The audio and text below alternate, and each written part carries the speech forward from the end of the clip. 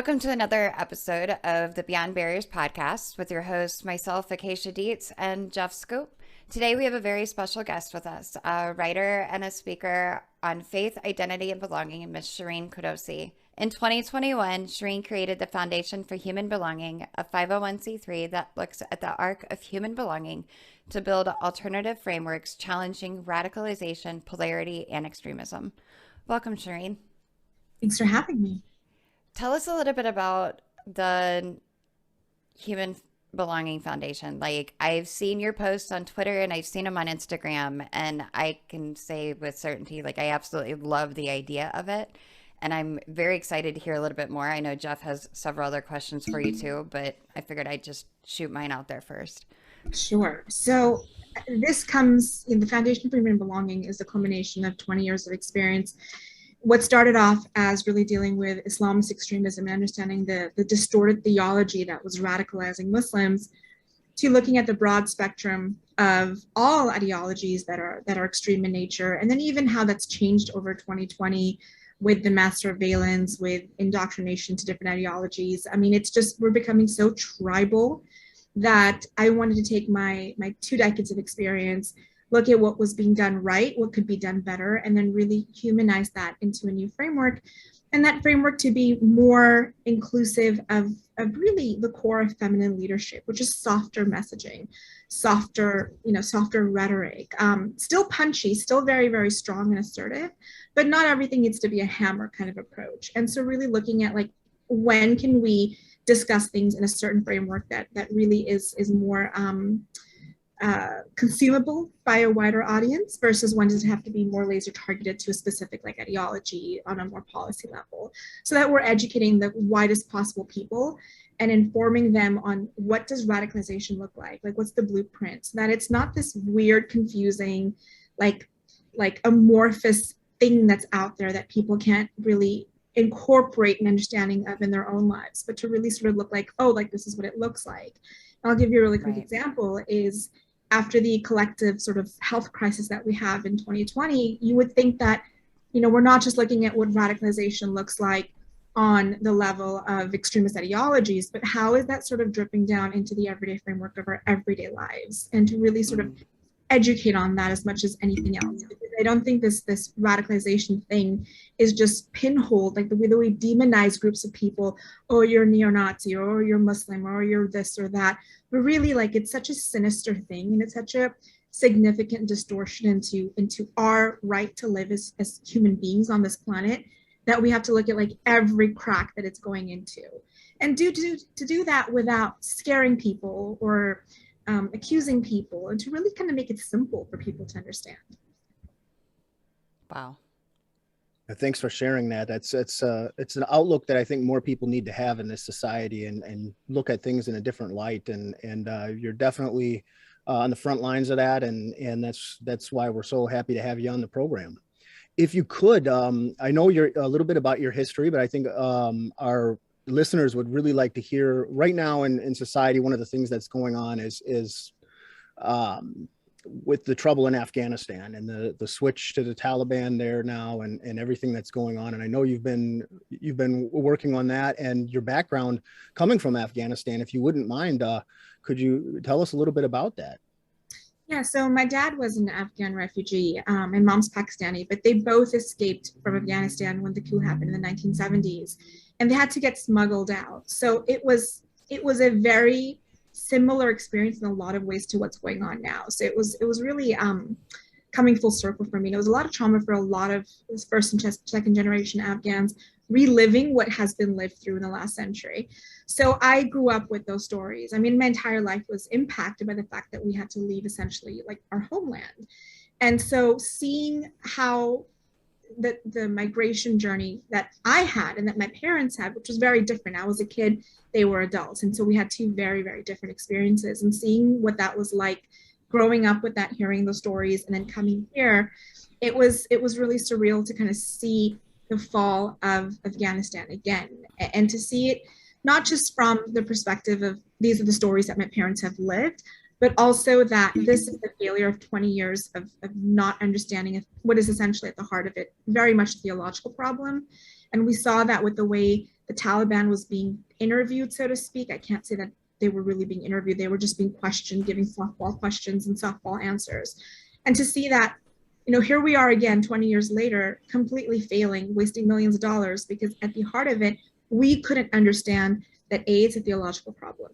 The Taliban, at least the ideology, is theological. Secondly, you're looking at a culture that is extremely tribal. Like, Afghans are not religious people. They're tribal. They have a sort of tribal identity, but they're not religious. This entire Taliban, like, militant theology is very alien for the people. And then just also seeing the geopolitics, because what we're looking at geopolitically is very, very different cocktail from any other time period in recent memory where the US or Russia took an intervening hand in the region. You've got China coming in with an open door invitation. There's no combative strategy there. It's a very diplomatic executive business strategy that they have with the Taliban to give them legitimacy and to also sort of have some sort of back and forth with them. And that is really scary. So when we're looking at the fall of the Taliban, I don't know if this answers your question, but feel free to interrupt me. When we're looking at the fall of Afghanistan, we're not just looking at the rise of Taliban. We're looking at the Al-Qaeda aspects that are still there. We're looking at the Haqqani network. We're looking at ISIS-K now. And ISIS-K and Haqqani network really attract a lot of the rejects in the Taliban. And what makes you a Taliban reject is because you thought the Taliban wasn't extreme enough. What makes them not extreme enough? Well, they went to the negotiation tables with the US. And so a real, like, quote unquote, real militant, hardcore guerrilla fighter in Islamist ideology is not going to negotiate with the empire, essentially. Two is they weren't violent enough. So when you see the bombings of the attacks on school children, schools, pregnant women, mosques, that's the more extreme factions.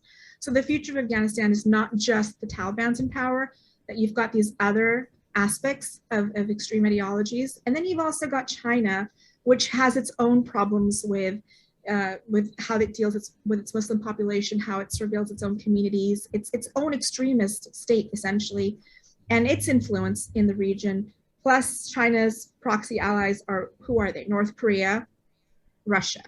And then through default, I would say Iran and Turkey as well. So you've got a really scary cocktail. And I think that is the most daunting thing about what's going on. You've got the refugee crisis, of course, but the withdrawal's over. America's attention is going to go elsewhere, as it always does, which is normal. It's human behavior. But the future of Afghanistan is, I think we're seeing a really scary picture just starting to be painted.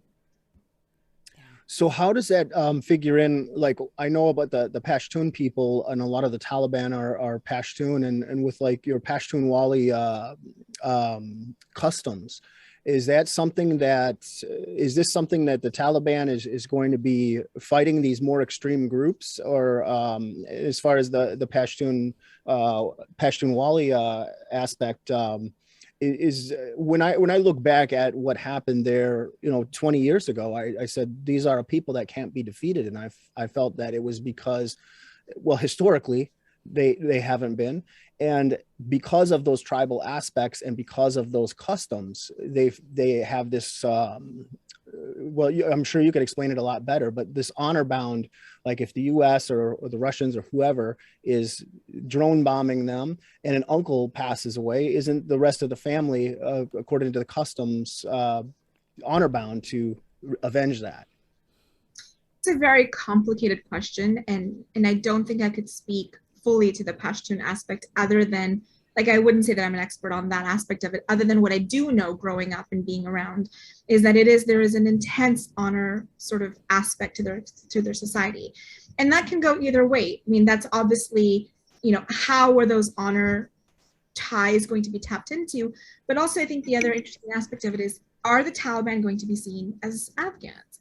And I say that because if they're not, then those tribal affiliations, those honor affiliations, get amplified in a way that's to the advantage of people like you and I, who are more free-minded. If the Taliban is not seen as authentically Afghan, and we've seen that in the last 20 years. For example, if you were an Afghan citizen who grew up in Afghanistan, born in Afghanistan, but you went away to another country, even temporarily, and then came back, the civilian service force, typically the reports I got was that you weren't seen as a real Afghan. So it's a really big question as to, okay, well, are the Taliban who at this point, where are they from? Have they been living out in the West? Are Are they from other factions, other groups? Are they going to be seen as authentically Afghan? And secondly, like, can they run that country first and foremost? Then they have the other tribal factors, right? So you've seen in the media, you've seen Kabul as sort of the center force for defining what Afghanistan is. Kabul, from what I've heard from veterans, is an anomaly. There's a lot of infrastructure and investment in Kabul, but the other regions outside of Kabul, very much like the Pashtuns, these are very, very tribal communities. And what I've heard thus far from folks is that the Taliban is just going through annihilating those villages. There's no media attention to that. And what sort of recourse do those people even have at this point? Like, there is no recourse. There's nothing for them to kind of fall back on. So I think it's a really big question, and I don't think anyone could have an answer for that right now. I think there's a lot that remains to be seen, depending on, what other factors come into play. And as far as the interpreters and things go, for that, all these different interpreters and people that worked with the West, what are your feelings on that? I personally believe that anybody that had worked with the West need to be gotten out of there, because history has proven that those people in the past have been hunted down and not treated, been put to an end in a lot of cases. So I'm curious of your thoughts on that as well. I mean, I'm with everyone who, at large, I haven't heard a single person say that we should leave our interpreters behind. Everyone collectively, excuse me, agrees that we should get them out, but the fact is we haven't. There's a lot of people that got left behind. And, I still get emails from, it's fascinating, because it's not just the government doing this job, it's veterans, it's think tank personalities, influencers, it's everyday people. Like, I've gotten emails from people who were contracted as part of the civilian sector in Afghanistan, and they had civilian Afghan colleagues, and they're trying to get them out. And they work with really, really big infrastructure contractors. And so it's everyone just trying to do their part to get these people out. But the fact is, the withdrawal date is over with. These people did get left behind. So many people got left behind. And I think it speaks to the picture of, where do we stand as a global community, as part of the global community. And pardon me, the sentiment that I grew up with in that part of the world is that Americans can't be trusted, that Americans don't have honor, loyalty, they don't have integrity. And I think even prior to Afghanistan, we've seen that with the sort of internal strife that we have in our nation, in that we can't even agree on basic things like gender. We can't agree on basic things like abortion rights. We just can't agree on basic stuff. And that underscores the idea that the secular world does not have stability. And that really plays into this extremist idea across the board, not just militant Muslim extremists, but across the board, that these older institutions, these older ideas, these older theologies have more lasting power. And all they have to do, like that phrase goes, America has the clock, the Taliban has a time, where these different ideologies have the time. All they have to do is kind of just wait for us to dissolve ourselves. And so the idea that we just left all these people behind who were allies, and even just I have family that's still stuck there, they couldn't get out. We tried everything, and we still are, but at this point, what are we supposed to do?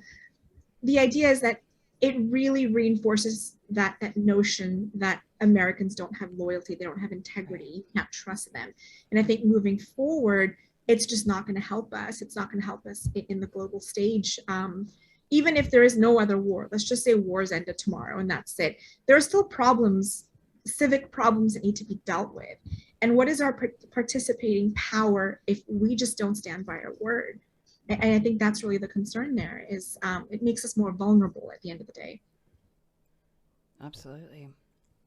I agree 100%. And as far as your work with human belonging, how would you suggest the United States does better? I know this is a loaded question, but it's what can we do as a society, as a civil society, to do better? And not just with the Afghanistan situation, but in human understanding and relationships in general. I would say three things. First and foremost, we really have to have an immersive experience. We talk about so many issues, but we talk about them at the superficial level. Unless someone experiences, and Jeff, this sitting across from Dia Khan, until you had that experience of talking to her face to face, and what feelings that surfaced in you, until you have an immersive experience, nothing will change. People will not change, but they can change if they have an immersive experience. So what does that look like? I mean, there's so many great programs out there that are willing to offer that. It's a question of, are they going to get funded? Are they going to get visibility? The second thing is that it's just, it's really about local solutions, bringing local solutions into power. And we've seen that with Afghanistan, for example. So many people are wondering, what can I do? And as much as I and someone else tried to get people out, end of the day, we were at the mercy of, whether the flight can take off. But there are refugees coming to town, and there are local problems even beyond the refugee crisis. There's so many local issues where if we enact our ability as local change agents, we can actually make a difference. So what does that look like in the case of Afghanistan? It's, well, okay, there's refugees coming. What can we do to help them? Sure, they need X, Y, and Z materialistic goods to start their life over, but they also need to integrate into what it means to be American. Like, they're bringing their culture, their trauma, their tragedy, their perceptions of what is normal in with them across the threshold. It's not just their baggage. It's everything. It's their entire history. And so how can we integrate them through programs and through participation that really helps them acclimate to a new lifestyle here? The third thing is the power of language. Okay, so how are we talking about these issues? And it goes back to the idea that we cannot win the kinetic war, the war that goes tick, tick, boom, until we can win the ideological war. We can't win the ideological war unless we know what kind of ideology we're dealing with, until we know, like, what does it actually mean to be a part of this identity and to be a part of this group? Like, what are the drivers? And until we can understand that, we can't win the war on any front. And a lot of that has to do, it comes back to language. Like, how are we talking about these things? How are we orienting our understanding? And a really quick example I'll give you is how these two things tie in together, language and then also orientation in terms of the ideological war, is what you saw with the same day that Afghanistan withdrawal deadline hit. We had this issue in Texas with the Texas abortion law, right? And so I'm not talking about abortion itself, like that's up to every individual's however they want to talk about it, but I'm talking about the language around how we talk about this problem. And what you saw was people referring to it as American Taliban, Texas Sharia, and it's such a misnomer, because first and foremost, there is a world of difference between the Taliban and the lawmakers in the US. There is a world of difference between Sharia law and this specific abortion. And the fact is that not only did we monumentally balls up this withdrawal and this fight essentially for 20 years, but now we can't even get the terminology right about this problem here. Like, we can't even understand that there's a difference between this and this. And if we can't understand that, if we're going to be lazy and just dive into the cliche rhetoric that makes us feel like, oh, we got one on somebody else, then we're never, ever going to be able to solve the problem as a human species. Like, that is so integral to everything, is A, the language, and then B, like really understanding, like, what is this ideology and what drives it. Well, like a good example, I think, too, is how they label, and I'm being broad brush here, but a lot of people in society like throwing around the label extremist. Yep. That can apply to, depending on who you ask, it could apply, you vote Republican or you vote Democrat, you're an extremist now. I mean, that's how crazy it's gotten. So I agree with you 100%. The language is important, and labeling people and just throwing it all into this box. I mean, that's where extremists are made. And I speak from experience on that one, unfortunately. But yeah, it's when you start doing that labeling. So I agree with you. Labeling is so important, and at the end, and the education and understanding one another. And I think we need to really work on that as a society, globally, a global society, that we need to understand one another and have this dialogue, have conversations, and humanize the person across from us, and instead of labeling them. And so I'm really glad that that you see that and pointed that out, because it's really important. I just real quick wanted to say something too. Like, you mentioned the power of language, and I see this in your posts a lot too, which I am a lover of quotes and just of everything language, I guess. Not everything, I can do without the English classes. But other than that, because it is very, very powerful. And I know as a society, a lot of times I've seen it over the years of, you hit the nail on the head. It's just a matter of being lazy. Oh, well, it kind of, this is a strong word and something that we don't like, so we're going to attach it to this, even though the actual meaning of it has nothing to do with it. I mean, it's like labeling all conservative Nazis and all Democrats communists and all, So I definitely agree with you. Like, the power of language is, it's very powerful. And many times we want to paint everything with a broad brush, and you can't. There are several nuances.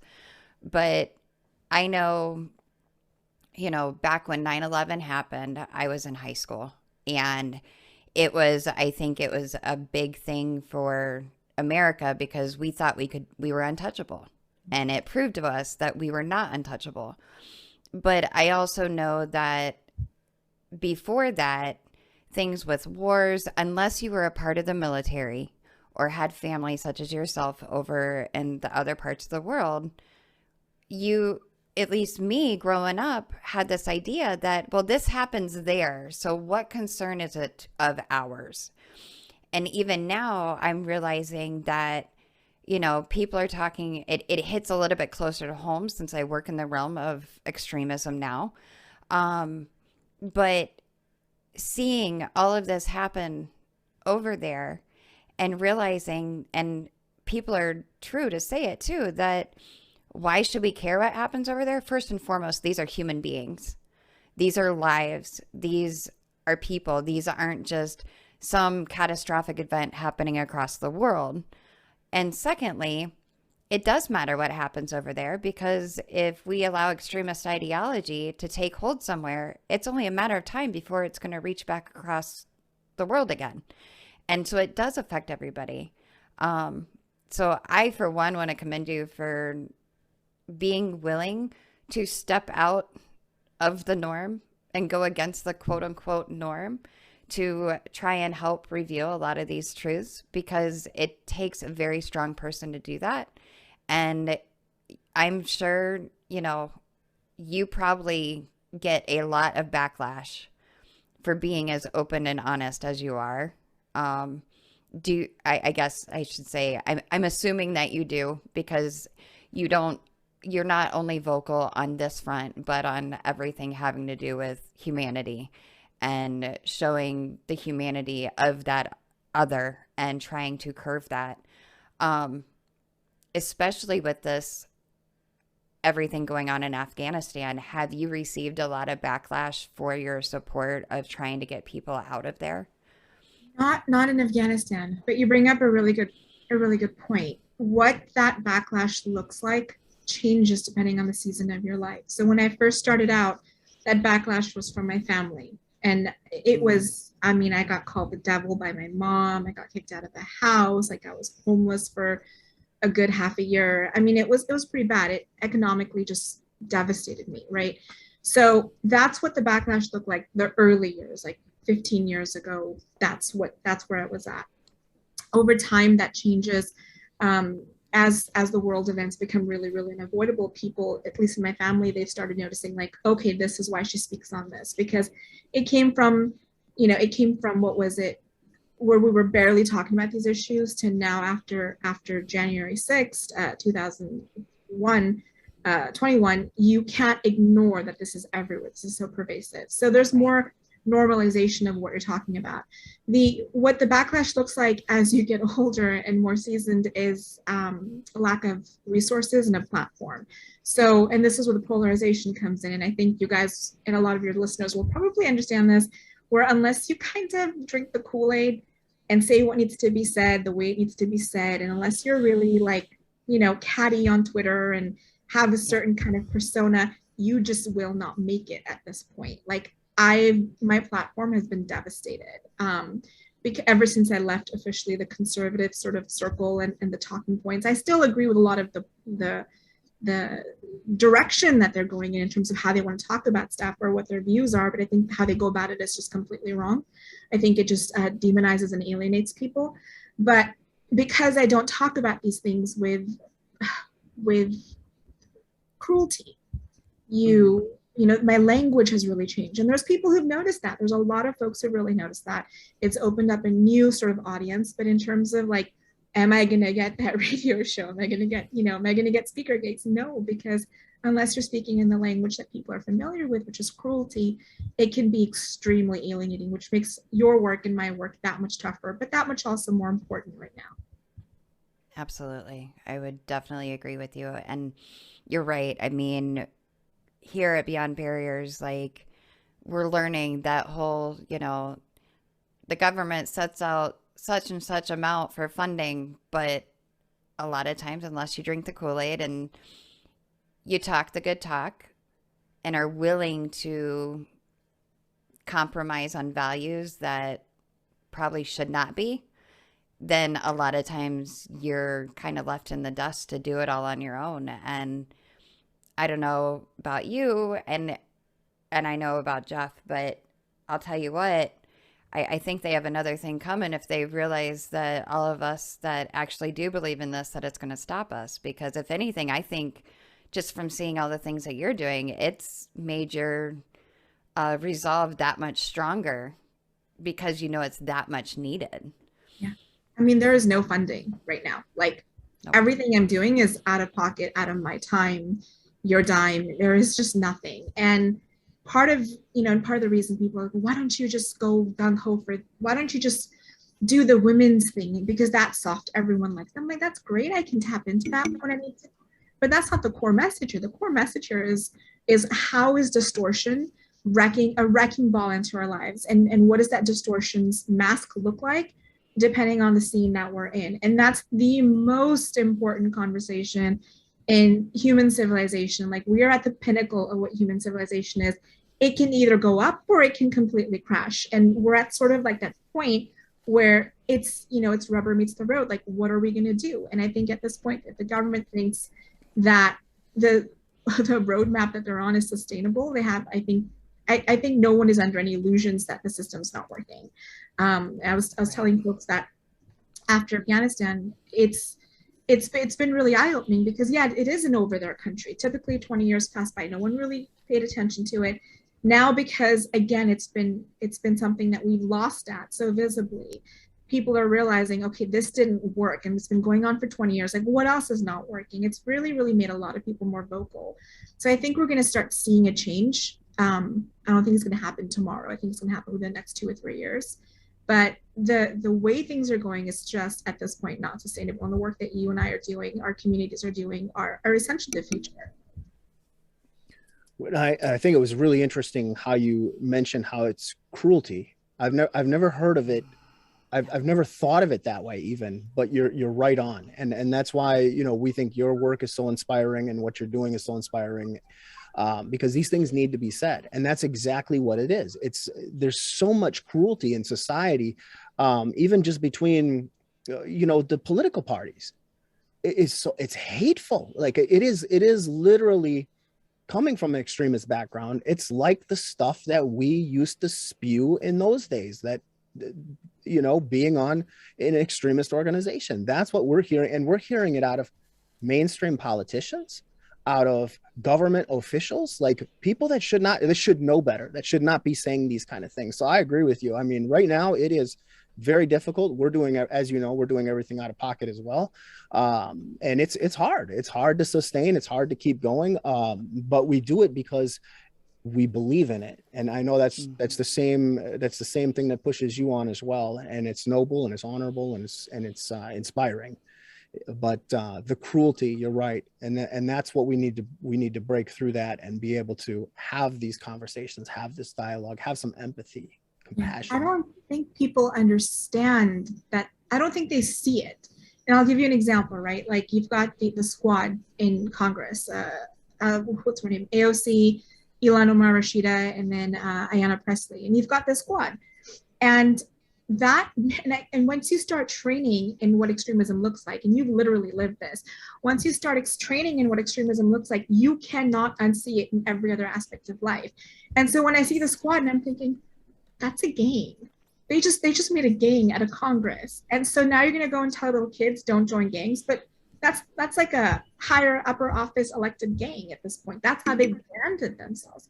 Not an alliance, not a cooperation, not a council, not a fellowship, but a squad, which by default means they're excluding other people. And there's examples of that on the other side. You know, you've got Ted Cruz, leaving Texas to go on holiday while the rest of the country freezes, or the rest of the state freezes. But the next second, he's tapping on the rhetoric of blue collar steel workers to talk about American jobs. These people don't care about steel workers and blue collar people, but it's the rhetoric that gets tapped into to polarize and demonize. Like, oh, I'm going to support this blue collar state here. But by doing that, and I forgot exactly the language he used, but by doing that, he pivoted against something else. So it wasn't something that any of them do intentionally. I think most of them are not intentionally aware of how they're polarizing their societies. But it's when you are stepping into language that is by default really, really combative and alienating to another group of people, like that is the cause and effect that happens there. And I think that's where our work really comes in. Is it's such an important work, because you've got really smart, bright people. Like, I'm not saying none of these people aren't. They're all exceptionally bright, talented, gifted people.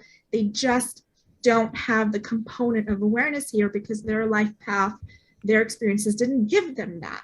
So we're here to give people that, like, hey, this is what you're doing. This is how you're just causing, a bigger problem down the road. Like, and so that's the tough part to have, because people don't want to be told they're wrong. People don't want to be told that there's a better way to do this, and everything, the minute you make a suggestion, it becomes very, very combative. And that's where the Foundation for Human Belonging comes in. And that's what I love about Beyond Barriers, because you're literally looking to see, okay, let's get rid of the divisive language. Let's get rid of the walls between us and the other person. And let's really sort of look at a common playing field here. And again, I think it's a matter of time where the impact that we have is going to start being seen. I think it's not something that's going to happen tomorrow, but that's the long haul game. And you hit the nail on the head with that one. It's the long haul. It's the big picture. Like, if we were just worried about the little picture, we'd be doing what everybody else does and spout the rhetoric. But it's not about that. It's about the people. And it's interesting that you pointed on the fact of, like, we're talking about language and the importance of language. And I've noticed it even within myself, that until I started working with Beyond Barriers and started doing a lot of introspection and everything, I even did not realize the magnitude that language has and the reach that it has and the way that it shapes how we view things. We talk a lot about dialogue and about humanizing the other.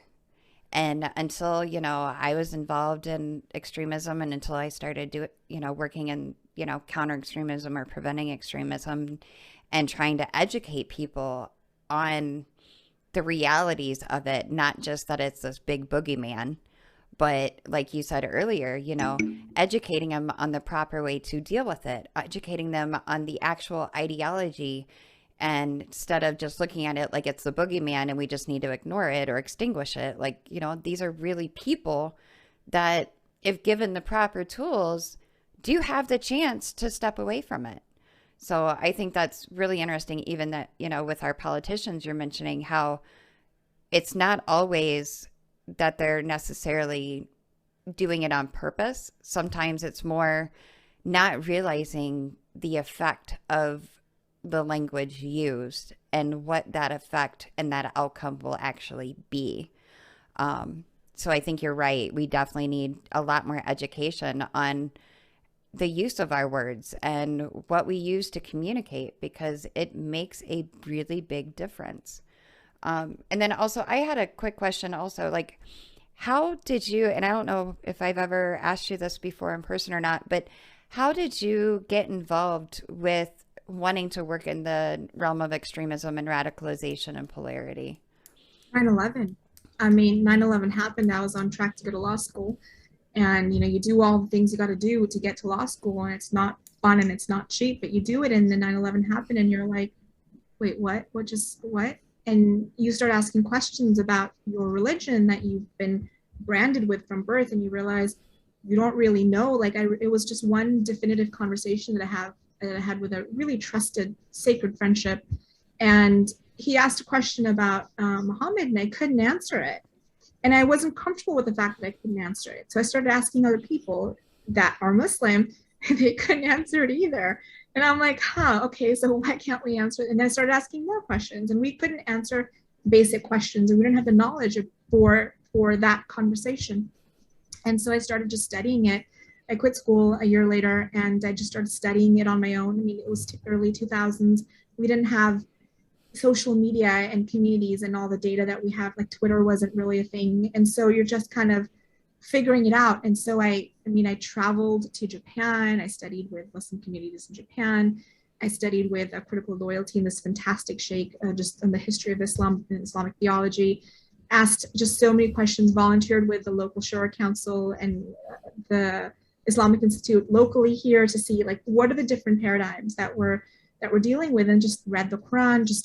And I can't say it's just one timeline. I would say that my entire life, like even up until like last night, and there's always something happening in it that's refining my understanding of this problem and constantly shaping it. And then in 2018, 2019, when I looked at the broader spectrum of extremism across the board through Clarion Project, that was my role with the Preventing Non-Extremism training program. And I realized that, oh gosh, this is like a blueprint for human behavior, essentially. Like, why do certain people go down this route? And I saw that there's a very sort of consistent pattern for what radicalized people. Just a couple of things I learned was, like what are the 7 or 8 characteristics of an extremist? And you realize it's not like you have to go, attends weekly dungeon meetings, like covets, like, blah, blah, blah. No, these are very simple things like frustration, alienation, feeling of importance, feeling that you're here. I'm like, oh, I check off 7 of these, 7 out of 11 or whatever it was. Why didn't I become an extremist? And the reason being is that, there's certain factors that have to happen in your life at the right time, mixed with who you are at that point in time, that pushes you down that little rabbit hole of extremism. And if any of those things had happened to me when I was 20, 21, yeah, I would have been an extremist. So there's not that much of a difference between us and anybody else. And it's a very, very real thing. And then one of the workshops we're working on for the Foundation for Human Belonging is the immersive experience of what is the culture of extremists, right? An example of that would be, what is the music? What is the poetry? What is the art? So that as much as possible, without going into that dungeon meeting in the back room, like you are really going into the world of what it feels like. And a lot of times when you hear the music or you hear the poetry, you feel an emotion, and it's a human emotion, like it's normal human emotion. And you can resonate with that other person who feels the same way. But the minute I tell you, oh, but this was Hitler's favorite song, you're like, oh, what? I don't like that song. But it's like, wait, let's get rid of the labels. Let's look at like, what was it that you identified with in this song? Because if you identified with it, you now understand the 10 million people who identified with it as well, enough to go and do something. And that's not to justify what they did, but that's to understand the thought process that led them there, because we're nowhere near at the sort of apex of what it means to be a human being. Like we're still struggling with our own vulnerabilities. And so if we can understand that vulnerability, not only are we understanding that problem so that we're de-escalating the problem, we're also understanding ourselves. Like, what is it about me that found something attractive? What is it about me that liked this thing or had this feeling? And so that you can really constantly, keep knocking down those barriers within and without. Absolutely. Well stated, really well stated, because that's it in a nutshell. I couldn't say it any better. I don't even have anything to add to that, Shireen. That was just good. That was really good. Yeah. Is there anything else that you're currently working on that you want to speak about? Yeah. So I'm giving a talk on the 20th anniversary of the war on terror and going into Afghanistan and 9/11. Essentially, so there is a talk on that coming up. The Zoom link is in my bio across Instagram, and I think across Twitter as well. And so I'm working on the foundation. I'm working on giving more trainings as well. And really, as well as my book, that's been 20 years in the making. So the book started off as really being about understanding what this problem is with Islam, and then realizing, oh, the problem is not Islam. The problem is our human understanding of Islam. And then looking at Islam as essentially an organic consciousness. So something that's constantly shifting and changing, not something that was fixed in a timeline and that's it. And I think that's very, very symbolic for every ideology, like every sort of identity that we sort of wrap ourselves around. It's not fixed. I mean, the idea of America is another great example. You know, we say, oh, America is this, or the idea of America is still evolving. As you can tell, you know, we're still fighting about what does it mean to be American at this point, more so I think than at any other point in my living memory. So all of these ideas are still transformative. They're still mutating. And I think we still have a role to play in writing the next chapter of what it means. And so the book is really about the foundation of human belonging and the song of the human heart. And it's very, very personal. I didn't want it to be another history lesson or talking down to people. I wanted it just to be a conversation like this. And so that's finally come together. Looking forward to finding a publisher for it and moving forward. And I think those two things plus the fallout from 2020 and homeschool, that keeps me busy. Oh, I'm sure. Speaking of 2020 and homeschooling or just schooling in general for everybody has been crazy. Now, I know that you have a son with special needs who is autistic, who you've mentioned on Twitter before and whatnot. How is it trying to run a 501c3, write a book, and not only have children, but having to, you know, help care for a child with special needs that needs way more than your average child? How has that been? How is that? Like, it is the hardest thing I've ever done in my entire life. Like, I mean, every day I think, like, I didn't sign up for this. I didn't sign up, you know, for taking on one of the biggest problems in the world right now.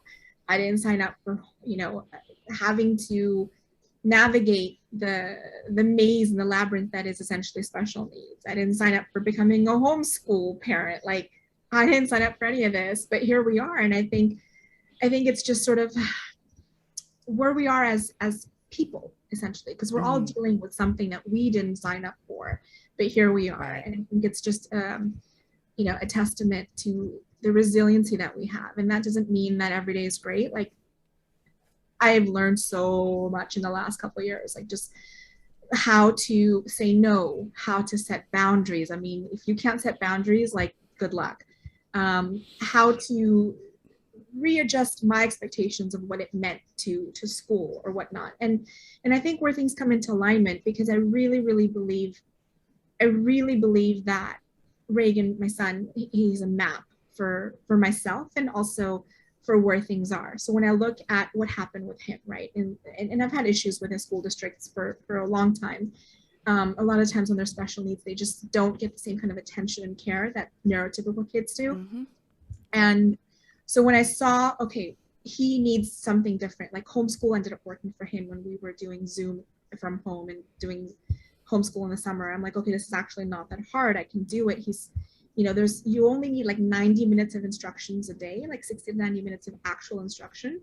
The rest is just filler. So the challenge is when I'm home and the 90 minutes are up, I have to kind of occupy him. And that's the challenge. So you see that setup back there, you know, mm-hmm. it's been for both of us. Like, I'm working and he's literally across from me. And that is poignant in two ways. One, I'll be talking about the issues that you and I talk about, which are serious issues with a lot of gravity. The next second, I'm literally teaching this kid the difference between 1 + 1 and 11 + 1. Like, just simple basics. And it really keeps you humble and it reminds you, like, you're not that important. You're not all that you think you are. Like, this is just, you're still at the foundational level with another little person. And then the second thing is, you know, when we look at extremism, we look at what I call radicalization is the idea that there's only one way to be and belong in the world, and that's it. And extremism is enacting that radicalized belief through force. So forcing someone to act a certain way, believe a certain way. And I would say that it's not just physical violence, it's also psychological violence, emotional violence, like whatever that violence looks like in different forms. Now, when I look at the school districts, and I look at the setup that you have for children, specifically autistic children, these children are so diverse. They're so different. Like, he's one of the most interesting people I know on this planet, that it is such a cruelty, again, to put him in a system where he's with a bunch of other kids who are nothing like each other. They have no commonality. They don't even like each other. It's not like they're learning off of peers, because, you know, they don't see each other as peers. And now you're forcing him through a funnel every single day to modify his behavior so that it's normalized with what is expected of a school system. Well, he is extremely artistic. He learns like an accordion, like you have to take a subject, you have to like pull it out, like that's how he learns. So am I not being an extremist by forcing him into a school system that doesn't work for him, that forces him to be a certain way that doesn't align with who he is? Because why? Because it's easier for me, so I can have 5 free hours in the day. Like, is that not extreme? So the philosophy that I went with was unschooling, which really looks at the concept of free will in education. And so, you know, that's different for each kid, but the principle is that you're not forcing kids, you're working within their interests. So if I know he likes art and art's his gateway, then every subject goes around art. If I know he takes 15 minutes to learn something, then I'm going to give him 15 minutes to learn something, or to start getting into that mindset to learn that thing, versus, 15 minutes are up, we're on to the next hamster wheel. So it's been really eye-opening, because I look at, you know, where we are in terms of like how are more and more people becoming radicalized and polarized and extreme. Like, it used to be this idea that what's extreme is just this fringe group, and now we're seeing it's actually very, very common. So, okay, how do we take that and reprogram or unprogram people at the youngest level? And I think that's where I got the idea for having workshops for younger kids, like really simple things, because we've been talking to high schools about extremism. They all know that, okay, at high school it's too late, like these kids are already in their pattern. The programs that we're having are not working, because all the programs are doing, they're well intended, but they're just reinforcing the extremist message. There's no alternative frameworks.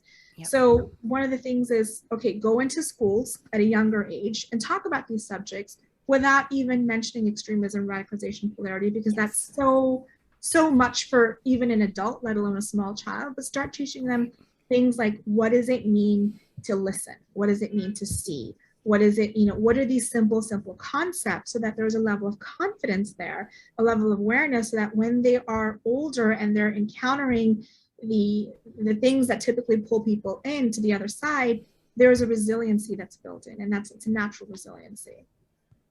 Absolutely. And I'm so glad you mentioned that about going in at the younger ages, because you don't even have to talk about extremism or radicalization or, you know, extremist groups or terrorism or anything like that, because what we're doing at the younger ages is we're teaching them simple dialogue, simple, hey, you're different than me and that's okay, and what can we do to understand each other? Like, that's all part of it. So I'm so glad you mentioned that, and it's so true.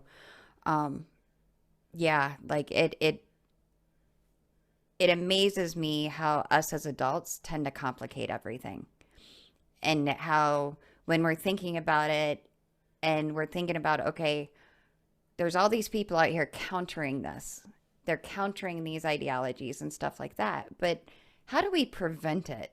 And it starts with our youth. It starts with our youth. Did you have something to say, Jeff? Oh, I was just going to say, we really appreciate you coming on the program, and it was very informative. Yes. And if there's anything that you wanted to mention in closing.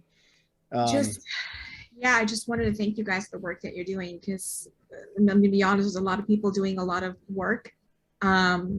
There's two things, like to touch on what Acacia just said. There's a lot of people focusing on what's wrong, and we can talk about that all day, but that's not going to help the solution at all. It's not a solution. Re-amplifying what went wrong, who said what, who did this, is not the solution. It's just re-amplification of the problem. So to see you guys actually talk about solutions, and Jeff and Acacia, like, you guys hustle and you work so hard. And just for me personally, it's not going unnoticed. Like I'm just noticing how much you guys are doing authentically. This entire industry is a big ego trip for a lot of people. Like they say, politics was a thing to be. Now it's humanitarian chic to take on an issue, and it's you guys are not that. Like you are the real deal, the real deal. And so I really, really appreciate everything that you guys are doing. Thank you. Thank you. Thank And you. thank you for doing what you do and for starting the Foundation for Human Belonging. I am so excited to see that grow and flourish. Very excited. And I will definitely, in our bio or in our description of this podcast, will be the link for your website and also for the Human Belonging and also for that Zoom meeting for the 9/11. So looking forward to that very much. So thank you again. Thank you so much.